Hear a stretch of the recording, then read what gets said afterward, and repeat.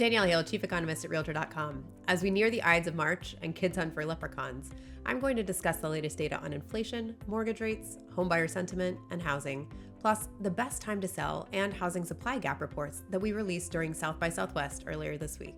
After months of being perhaps the most important indicator, this week's inflation data barely made noise as it reversed its upward creep, dipping lower in both overall and core measures. While this is good news, it has been overshadowed by other concerns about policy and waning consumer sentiment. Stock markets have corrected as investors attempt to adjust expectations for the shift in tariff policy. This has prompted some to seek safety in bonds and driven 10-year yields down. This shift had propelled mortgage rates lower for 7 weeks, but that streak was broken as mortgage rates inched up. Nonetheless, the mortgage rate trailed its year-ago pace for a 4th week, timing that could make for a better spring home buying season this year. While mortgage rates began easing in mid-January, they remained high through much of February, and this weighed down home purchase sentiment, alongside rising worries about respondents' personal financial situations.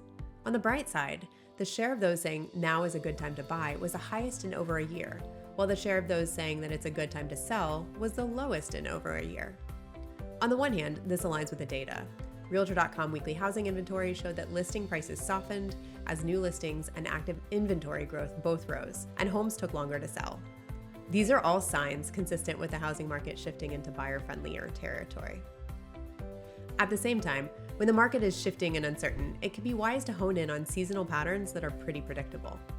Realtor.com this week released a best time to sell report that gives homeowners the context they need to take advantage of typical seasonal patterns in buying and selling. Nationwide, the best time to list a home for sale is roughly 1 month away, April 13th to 19th. Sellers hitting the sweet spot can anticipate faster sales than at other times of the year, more eyeballs on their listing, and higher prices with a lower likelihood of having to make a price cut.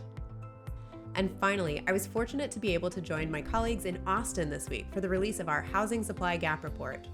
Realtor.com hosted a series of panel discussions at South by Southwest on the challenges of and opportunities to address America's housing shortage. This year's report gave reason for optimism.